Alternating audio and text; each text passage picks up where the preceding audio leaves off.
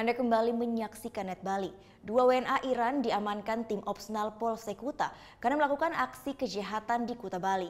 Modus yang digunakan untuk mengelabui korbannya adalah berpura-pura menjadi polisi.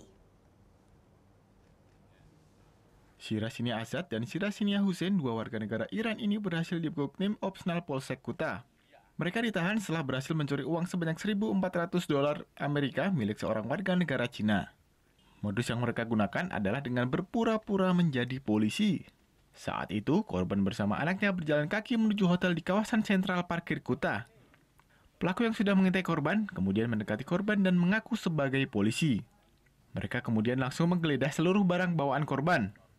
Dia mengaku sebagai anggota polisi. Dia mengaku anggota polisi, dia geledah dengan alasan bahwa ada narkoba. Dia geledah, dia ambil dompetnya, ambil sekitar $1.400 US. Setelah itu diambil, dikembalikan lagi.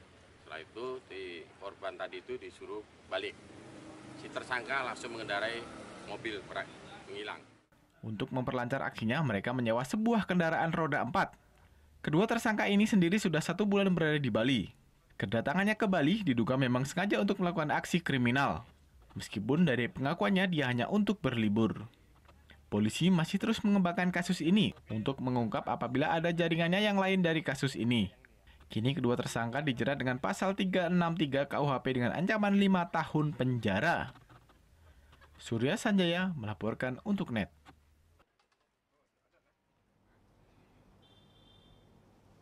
Oh iya beneran. Iya, oke. Tapi gue pernah. Nah, udah kan nonton beritanya? Jangan lupa di-subscribe, di-like, dan juga di-komen ya akun YouTube dari Net Bali. Terima kasih udah subscribe. Yang belum, jangan sampai lupa. Di sebelah sini nih.